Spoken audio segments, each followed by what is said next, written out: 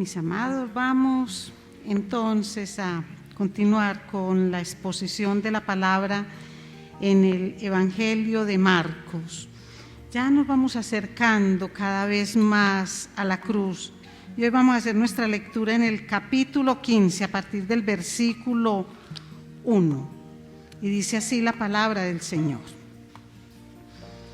Muy de mañana, habiendo tenido consejo los principales sacerdotes con los ancianos, con los escribas y con todo el concilio, llevaron a Jesús atado y le entregaron a Pilato. Pilato le preguntó: ¿eres tú el rey de los judíos? Respondiendo él, le dijo: tú lo dices. Y los principales sacerdotes le acusaban mucho. Otra vez le preguntó Pilato diciendo: ¿nada respondes? Mira de cuántas cosas te acusan. Mas Jesús ni aun con eso respondió, de modo que Pilato se maravillaba. Ahora bien, en el día de la fiesta les soltaba un preso, cualquiera que pidiesen, y había uno que se llamaba Barrabás, preso con sus compañeros de motín que habían cometido homicidio en una revuelta. Y viniendo la multitud comenzó a pedir que hiciese como siempre les había hecho. Y Pilato les respondió diciendo: ¿queréis que os suelte al rey de los judíos? Porque conocía que por envidia le habían entregado los principales sacerdotes. Mas los principales sacerdotes incitaron a la multitud para que les soltase más bien a Barrabás. Respondiendo Pilato, les dijo otra vez: ¿qué pues queréis que haga del que llamáis rey de los judíos? Y ellos volvieron a dar voces: crucifícale. Pilato les decía: pues qué mal ha hecho. Pero ellos gritaban aún más: crucifícale. Y Pilato, queriendo satisfacer al pueblo, le soltó a Barrabás y entregó a Jesús, después de azotarle, para que fuese crucificado. Entonces los soldados le llevaron dentro del atrio, esto es, al pretorio, y convocaron a toda la compañía. Y le vistieron de púrpura y poniéndole una corona tejida de espinas, comenzaron luego a saludarle: salve, rey de los judíos. Y le golpeaban en la cabeza con una caña y le escupían, y puestos de rodillas le hacían reverencias. Después de haberle escarnecido, le desnudaron la púrpura y le pusieron sus propios vestidos y le sacaron para crucificarle.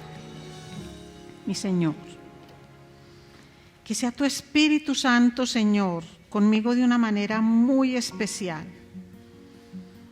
porque predicar una porción como esta, tan injusta, de tanta injuria, calumnia y todo ese despliegue de odio por alguien que ha dado la vida por amor, es supremamente complejo. Señor, porque este mundo no ha cambiado, porque se siguen presentando esas confabulaciones en contra del que todo lo ha dado por amor. Señor, que se pueda escuchar tu voz, no la mía, Padre amado. Utiliza todo mi ser para que este mensaje llegue con claridad a todas las personas que van a escuchar y que sirva para orar en gratitud por todo lo que has hecho por cada uno de nosotros. Te lo pido, mi Señor, con todo mi amor y reverencia, dando gracias infinitas por el amor que has manifestado en Cristo Jesús. Amén. Mis amados, no encontré un título más apropiado para este mensaje que el juicio más irracional de la humanidad. ¿Y por qué hablar de un juicio irracional? Porque en todas las partes que lo componen se ve la falta de razón, la ausencia de la justicia, la locura, el sinsentido. Cuando uno habla de un juicio, encuentra un juez, encuentra un acusador y también hay un reo, ¿cierto? Una persona que está siendo juzgada, y normalmente encuentra uno una serie de testigos o de personas que sirve como audiencia. Y en todos ellos se ve irracionalidad ante un reo que es Jesús, que es inocente, absolutamente inocente. Entonces vamos a ver a los acusadores irracionales. Recordemos que Jesús viene de un juicio que tuvo 3 audiencias, y eso lo vimos en el capítulo 14 de Marcos. Entonces llevan a Jesús ante un juicio que es un juicio teológico, un juicio religioso, un juicio en el cual Jesús, al declarar que Él es el Hijo del Hombre, que Él es el Hijo de Dios, y ante la insistencia del sumo sacerdote de casi jurar ante Dios, ante el bendito, como Él le dice, si Él realmente era el Hijo del Hombre, Jesús no mintió, sino que dijo la verdad. Soy el Hijo del Hombre y me verán sentado a la diestra del Padre con poder y venir en las nubes.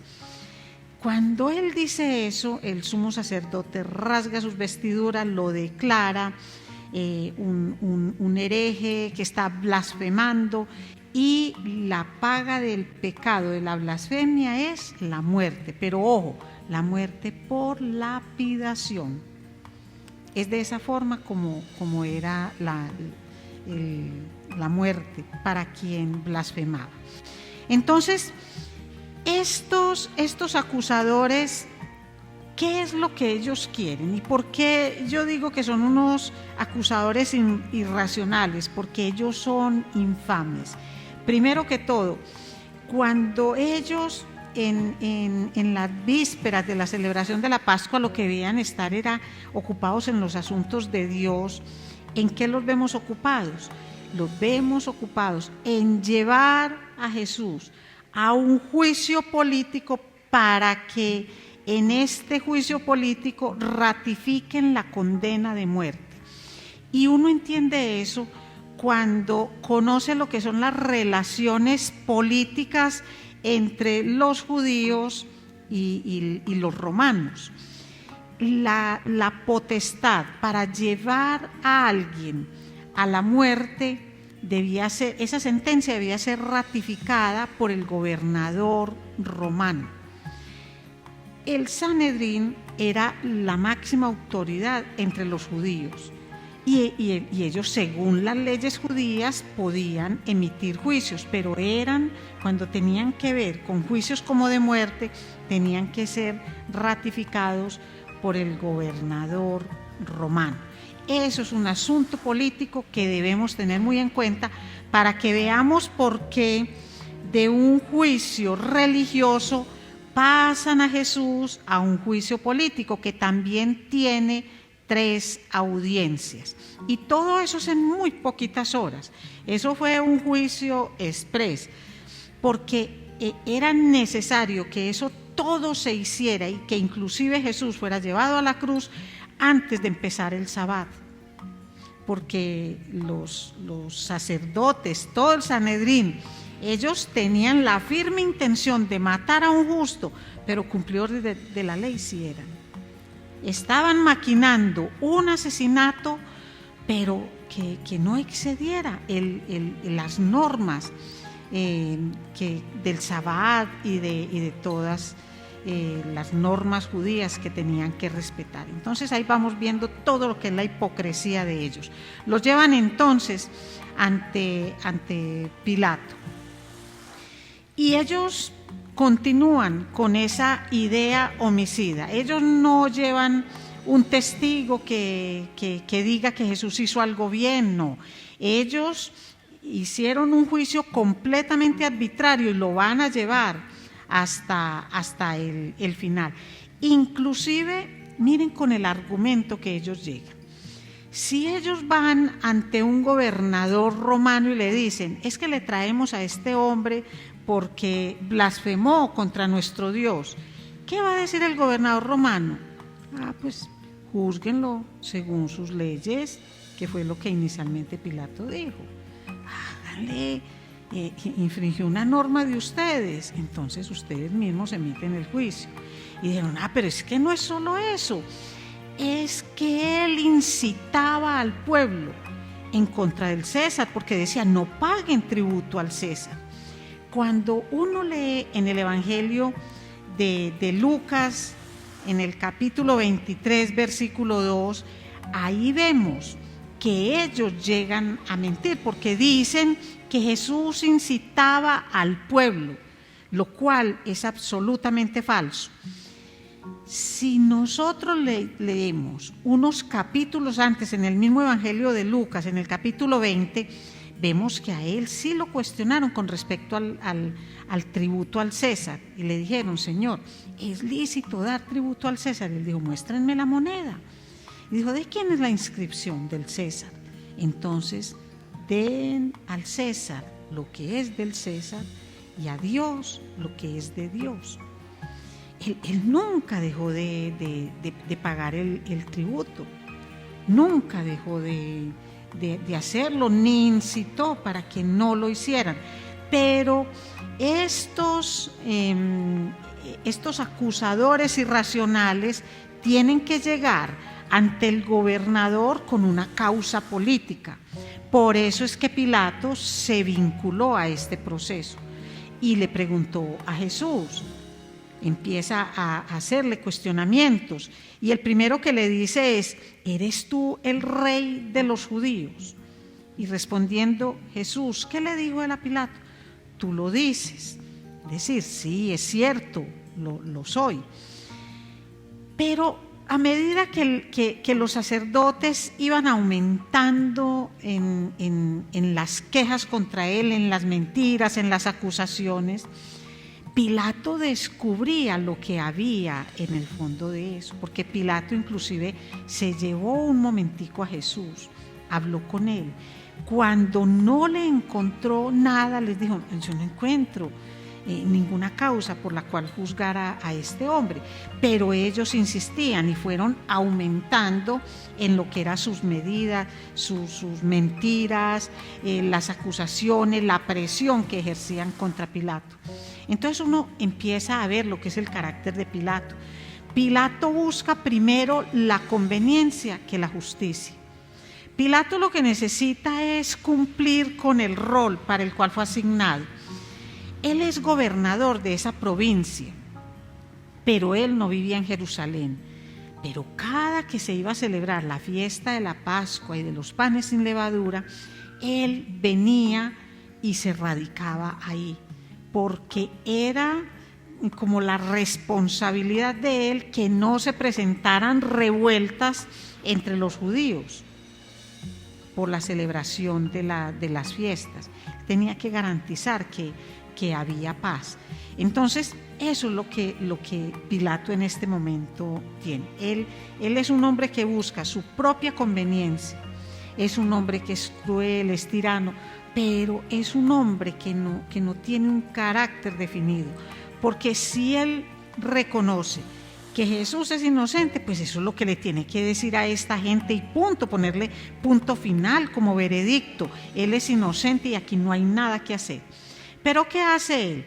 Cuando le dicen que es un hombre Galileo, él dice, pero un momentico, aquí está Herodes. Entonces envía a Jesús donde Herodes. Herodes quería conocerlo para ver si de pronto hacía un milagrito delante de él. Él ya conocía todo lo que era la trayectoria de Jesús y le pregunta cosas, pero Jesús no responde. Él no le contesta absolutamente nada. Entonces él dice, yo en este hombre no hallo culpa, devuélvanselo a Pilato. Entonces esto es lo que en varias oportunidades Pilato les dice, pero es que si no le hallamos culpa, ¿qué vamos a hacer? Pero mire cómo empieza esto. El pueblo presiona, incitados por los sacerdotes, por todo el Sanedrín. Y Pilato tiene algo, que Pilato en esencia es un político que no tiene la atadura de la honestidad. Porque cuando tenemos a un político que se rige por bases honestas, que tiene una base moral, firme, eso hace que su carácter se vea a través de la gestión que hace, pero eso no pasaba con Pilato. Entonces Pilato sabía que Jesús era inocente y no quería condenarlo.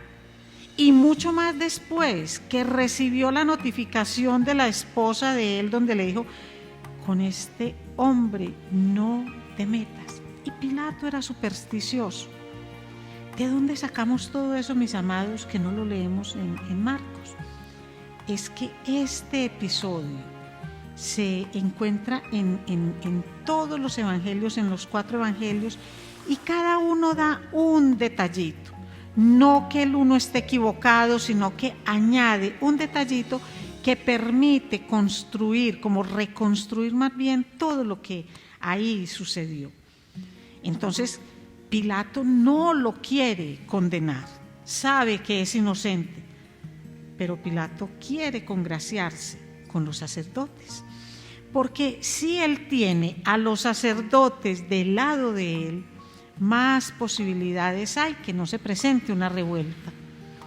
Es que es demasiada gente que viene de muchas partes y son muchos los seguidores de Jesús, pero también son muchas las personas que reciben la influencia directa de todo el Sanedrín, por el poder religioso, pero también por el poder político y económico que ejercen los miembros del Sanedrín. Entonces, él se encuentra como en una encrucijada, y entonces, ¿ahora qué hago? Y con esas dotes de político que tiene, entonces se le ocurre algo. Y eso que se le ocurre es cumplir con algo que venían dando cada vez que se celebraba la Pascua. Y es que el pueblo podía elegir el indulto para una persona.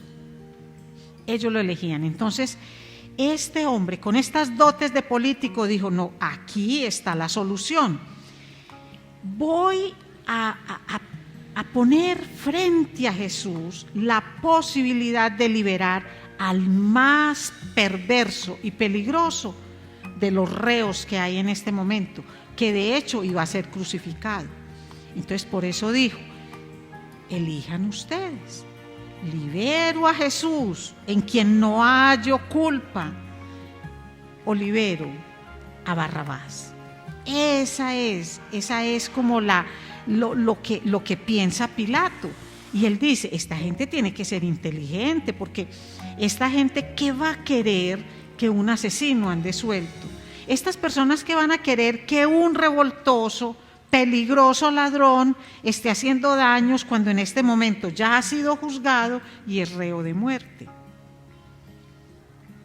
Pero Pilato no alcanzaba a dimensionar lo que es la caída, pero en una absoluta picada del ser humano cuando quiere sacar adelante esos planes perversos y macabros, y que entre otras cosas se unen para lograrlo, que fue lo que hicieron en el Sanedrín. Entonces, cuando dice esto, miren la actitud de esta multitud irracional. ¿Qué es lo que ellos están haciendo? Miren, ellos lo que están haciendo es algo que realmente no se ha escuchado, que no se ha visto, que teniendo plena certeza de quién era Jesús, porque Jesús no solamente se había manifestado en privado, sino que se había manifestado en público a todo el mundo. Y lo que Jesús está haciendo es el bien, enseñar, sanar, proteger a la gente, pero hablarles clarito y decirles que los cambios no eran simplemente en unos aspectos religiosos, sino que tenían que ser cambios del corazón. Entonces, así como Jesús tenía muchos seguidores, también tenía muchos enemigos. Enemigos que todavía hoy sabemos, porque quien no quiere escuchar la voz de Dios por lo que Dios dice, por lo que confronta, entonces se convierte automáticamente en su enemigo. Entonces, lo que vemos aquí es que se unen todos. Es que esto es una unión entre unas personas irracionales que acusan a Jesús, unos testigos irracionales, que en este caso es la misma multitud, una multitud sin discernimiento, una multitud que se deja arengar con palabras, con la influencia política y por el rango que ostentaban los del Sanedrín, y sin pensar ni en consecuencias ni en nada, se dejan llevar y empiezan a gritar cosas. Nada distinto a lo que hoy pasa, nada diferente a lo que hoy pasa, y nosotros lo sabemos, y hemos asistido tristemente a muchas cosas que empiezan con una buena intención, pero cuando se mezclan personas con intereses macabros, ¿en qué terminan muchas de estas marchas que se hacen, bien sea por la paz, por cosas que pueden ser, que son necesarias, que son útiles, a las cuales el pueblo tiene derecho, pero que cuando son mal utilizadas por personas que quieren llevar a cabo sus ideas, sus planes perversos, convierten esto en verdaderas catástrofes? Pues así pasó, porque tanto el juez como los acusadores, como esta multitud, actuaron de una forma completamente irracional. ¿Qué decían? Mire que lo que el pueblo decía era, hablando de la gran multitud, los que arengaban eran los del Sanedrín, y ellos acusaban, decían, y se ubicaban en diferentes partes, porque no era la multitud allá y el Sanedrín aquí, sino que ellos se mezclaban y les decía, ¿qué era lo que decían los de la multitud? Crucifícale, crucifícale. Y ante las preguntas de Pilato, pero ¿qué mal les ha hecho? ¿Qué les ha hecho este hombre? Entonces ellos lo único que hacían era gritar más y más alto: crucifícale. Es decir, esta es tanto una elección como una decisión completamente irracional, loca, insensata, injusta. Y uno dice, ¿cómo es posible que eso haya pasado? Y es la más lógica, irracional, injusta de toda la humanidad. Y es que nosotros vemos en la historia de la humanidad que ese tipo de decisiones en contra de Dios, esa pelea irracional con Dios, no ha terminado sino en catástrofes para la misma persona y para toda la sociedad. Entonces, mire, están pidiendo que crucifiquen a Jesús por lo que dice el Sanedrín. Es que es un revoltoso. Cuando realmente lo que están pidiendo es que indulten al verdaderamente revoltoso, que a él lo indulten. Entonces vemos esa sumatoria de conductas que son irracionales. Mire Mateo 27, 24, cómo lo muestra. Viendo Pilato que nada adelantaba, sino que se hacía más alboroto, tomó agua y se lavó las manos delante del pueblo, diciendo: inocente soy yo de la sangre de este justo. Allá vosotros. Es decir, hasta el último momento, Pilato insistió. Y yo aquí no estoy en una defensa de Pilato, sino mostrando cómo aún un hombre injusto, un hombre incrédulo, un hombre egoísta, que lo único que quería era conservar su puesto, su estatus. A él no le interesaba Jesús, para nada le interesaba Jesús, ni le interesaba nada de lo que él decía. Pero él lo que quiere es que las cosas transcurran en paz y se lava las manos. Mis amados, cuando yo leo esto, no puedo evitar pensar en la cantidad de personas que aun viendo que alguien está en un error, ¿qué es lo que hacen? Lavarse las manos. Pues no, entonces yo no me meto, yo aquí me quedo. Por eso es que estamos como estamos. Y hablo en asuntos de fe. Porque aún viendo que una persona que conoce, o al menos uno mismo conociendo, cuando uno no exhorta en amor a la persona, lo que está haciendo es lavándose las manos. Allá ustedes. Mire lo que dice: inocente soy yo de la sangre de este justo, allá vosotros. Bien distinto como el Señor lo ve en cuanto a la sangre de las personas. Mire. Cuando Jesús nos nombra como atalayas, ¿qué es lo que le pide a una atalaya? Que avise, que mire. Y si una persona está equivocada, la atalaya le debe decir: estás equivocado. Ahí si el otro sigue en su camino, en su pecado, en su desacierto, la sangre de esa persona no es sobre la atalaya. Pero si el atalaya no advierte, no dice, no se ratifica, entonces la sangre de ese pecador al que no advertiste será sobre ti. Si entendiéramos eso, no nos lavamos las manos tan fácil. Es que no tendríamos manera de lavarnos las manos.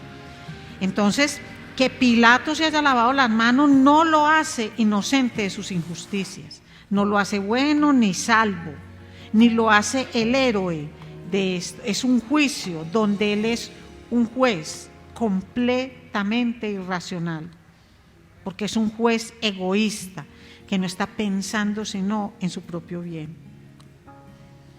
Pero miren, y respondiendo todo el pueblo le dijo: su sangre sea sobre nosotros y sobre nuestros hijos. Mateo 27, 25. Entonces miren hasta dónde llega la irracionalidad de ese juez, pero también del pueblo. ¿Y por qué todo el pueblo dice eso? Porque fueron irracionales al escuchar las motivaciones, las arengas del Sanedrín. Cuando uno mira esto, cuando dice su sangre sea sobre nosotros y sobre nuestros hijos, ¿quién está hablando? ¿Cuál pueblo?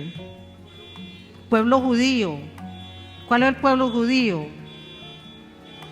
¿Quién es el pueblo judío hoy? Ahí está, mis amados. Es que clarito lo dijeron: su sangre sea sobre nosotros y sobre nuestros hijos. Entonces, ¿qué están haciendo? Esto no es de nueva era, no, es que están trayendo maldiciones sobre sus generaciones. Entonces, es una multitud que es irracional, absolutamente irracional. Pero el pueblo no tuvo que esperar al 2023 para ver las cosas que se ven. Díganme cuándo ha estado en paz el pueblo. Díganme cuándo ha estado en paz. A los 40 años de pasar esto, ¿qué pasó? Todo Jerusalén fue arrasado por Tito. Todo Jerusalén. Y esto ha seguido así todo el tiempo. Y nosotros somos pueblo de Dios.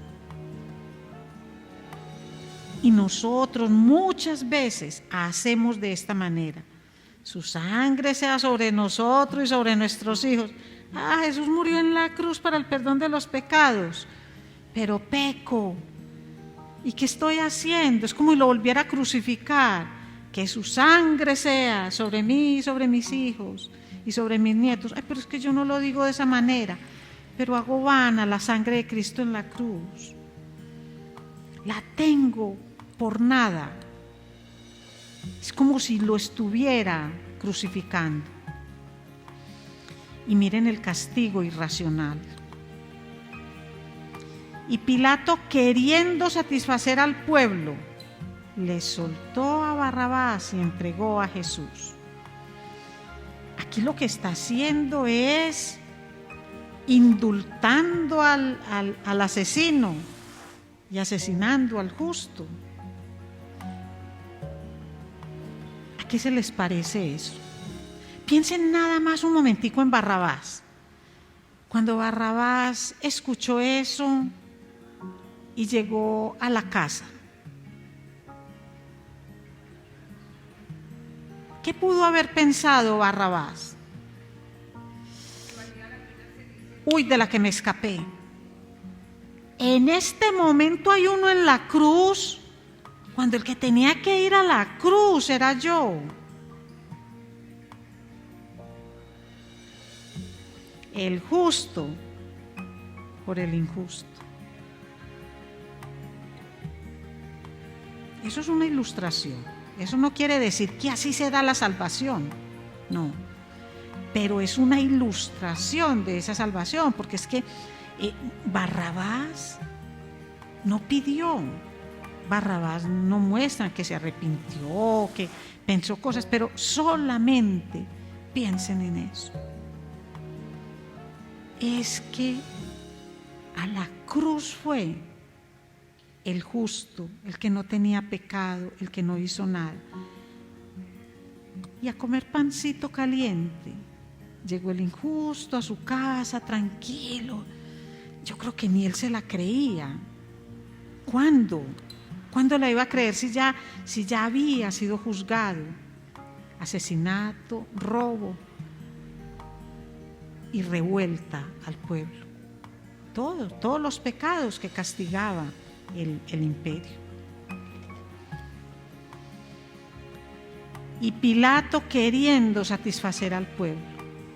Vea, un pueblo irracional, ¿qué es lo que desea? Cosas irracionales. ¿Quién dijo que porque la mayoría de la gente pide algo, ese algo es conveniente? No necesariamente. Y un gobernante como este quiso darle gusto a este pueblo irracional y se convirtió en más irracional que ellos mismos, solamente para lograr su propia conveniencia. Y entregó a Jesús y después de azotarle para que fuese crucificado. Y eso fue lo que pasó. El primero fue azotado, maltratado, y luego Pilato se lo volvió a traer al pueblo y les dijo: mírenlo pues cómo está, ya golpeado, sangrando, destrozado por completo. Es que yo no hallo mal en él. Y el pueblo volvía y decía: crucifíquenle. Entonces, después de todo esto, lo llevaron a crucificar. Entonces los soldados le llevaron dentro del atrio, esto es, al pretorio, y convocaron a toda la compañía. Y le vistieron de púrpura y poniéndole una corona tejida de espinas, comenzaron luego a saludarle: salve, Rey de los judíos, y le golpeaban en la cabeza con una caña y le escupían, y puestos de rodillas le hacían reverencia. Y después de haberle escarnecido, le desnudaron la púrpura y le pusieron sus propios vestidos y le sacaron para crucificar. Es decir, cuando un criminal iba a ser crucificado, había una costumbre romana, y es que se la entregaban a unos soldados, era una cuadrilla, y esta cuadrilla era un grupo brutal que tenía licencia para hacerle al preso lo que les diera la gana. Y aún sin conocerlo, sin nada, ellos de una manera absolutamente loca, sádica, ejercían castigos, burlas, humillaciones y cosas contra el reo, como mostrando todo lo que era un odio acumulado, y luego lo enviaban a la crucifixión. Por eso después vamos a ver ¿Por qué Jesús llegó tan debilitado a lo que conocemos como el camino al Gólgota, el Vía Crucis, todo esto? Porque Jesús era un hombre fuerte, corpulento, pero estos azotes y luego este castigo que sufrió físicamente y la humillación, porque es que el castigo no solamente es irracional por los golpes, sino que es irracional por el odio que en él se veía, por la brutalidad, por la humillación, por la injusticia. Entonces, no perdamos de vista algo. Cuando uno ve todo esto, uno puede quedarse ahí y pensar que el mal venció al bien. Pero nosotros debemos recordar que todo esto estuvo bajo el control de Dios. Aún aquellos incrédulos, aún aquellos irracionales, hicieron parte de lo que Dios ya había dicho. Eso no los exonera, porque Dios no los mandó a que hicieran eso, pero Dios sabía de qué manera iban a actuar, y con eso lo que estaban era sellando todas las profecías en lo que era el sufrimiento de Cristo, en lo que era la misión de Cristo. Todo eso está bajo el control del Señor. No le quita entonces la responsabilidad ni a los acusadores, ni al juez, ni a la multitud, a ninguno de ellos. Pero lo que sí muestra es que el Salvador de la humanidad va a cumplir con la misión que con Dios Padre y Dios Espíritu Santo habían determinado para salvar a la humanidad. Han pasado 2000 años, pero la historia se sigue repitiendo. Esta historia sigue y la gente prefiere cualquier cosa que al dador de vida. Y todos nosotros, en una o en muchas ocasiones de nuestra vida, nos comportamos como un acusador irracional, como un juez irracional, o somos parte de esa multitud irracional. Mire, todas estas personas unidas en un juicio irracional contra Jesús. ¿Y quién era Jesús? La verdad. Miren lo que dice Juan 38, versículo 37. Le dijo entonces Pilato: ¿luego eres tú rey?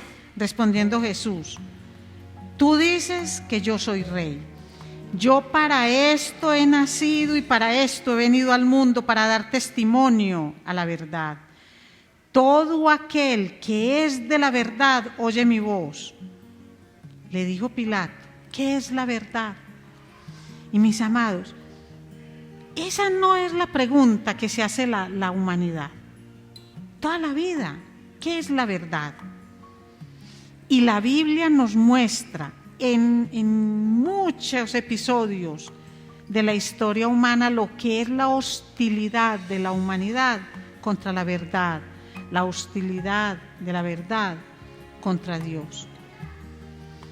¿Qué mal le ha hecho Dios a los seres humanos? ¿Cuál es el mal que Dios le ha hecho? Porque el mundo está contra él. Y yo digo que 2000 años y seguimos en la misma historia, porque si nosotros miramos el mundo, ¿cuántas personas van en contra de lo que es la verdad? Y cuando él hablaba de esto, hablaba de él que encarna la verdad, porque Jesús es la verdad, es el camino, es la verdad y es la vida. No es un concepto que cambia con el tiempo, pero la verdad también es lo que hay en el corazón de Dios Padre desde la creación de la humanidad. Y es la verdad que está consignada en su palabra, es su carácter, son sus mandatos, son sus enseñanzas. ¿Qué es lo que le hace la verdad de Dios al mundo para que el mundo se confabule contra Dios? Para que salgan tantos acusadores contra Dios, para que salgan tantos jueces contra Dios, y para que la multitud se vuelva irracional en contra de Dios. Y esa Es la gran pregunta. Y ese es el gran desafío que nosotros tenemos. Mi Señor, ayúdanos, Padre, a reflexionar en tu palabra. Ayúdanos, Señor, a meditar en lo que es la irracionalidad del mundo entero, pero también la nuestra, Señor. Porque cuántas veces te damos la espalda, cuántas veces, Señor, te negamos cuando pecamos. Y no pecamos, Señor, porque no sabemos, sino que muchas veces premeditamos el pecado, porque confiamos siempre en tu perdón. Y esa es una manera, Señor, de burlarnos de ese sacrificio en la cruz. Señor, ayúdanos con esta porción a pensar en nuestra propia irracionalidad en muchos aspectos. ¿De qué manera, Señor, nos comportamos de una manera loca, insensata, cuando vamos en contra de la verdad que tú encarnas y la verdad que representas? Cuando nos levantamos de una forma orgullosa y prepotente contra tus enseñanzas, cuando te desafiamos, cuando te negamos, cuando te desacreditamos con nuestro comportamiento. Ayúdanos, Señor, a meditar en esto y que podamos pedirte perdón. Te lo pedimos, Padre Celestial, en el nombre poderoso de Cristo Jesús, porque muchas veces, Señor, como creyentes, decimos: libera a Barrabás y crucifica a Cristo. Perdónanos, mi Señor. Ayúdanos a reflexionar, a no dejar que esto pase, Señor, como una conferencia, como una exposición más de la palabra, sino que podamos identificarnos, Señor, y saber que el mundo hoy vive este injusto e irracional juicio contra la verdad, contra Dios mismo, y nosotros muchas veces somos parte de eso. Que sea tu Espíritu Santo dándonos discernimiento, que sea Cristo Jesús bendiciendo su misma palabra, y que sea una palabra que genere en nosotros no solo recordación, sino meditación. Gracias te damos, mi Señor. Amén.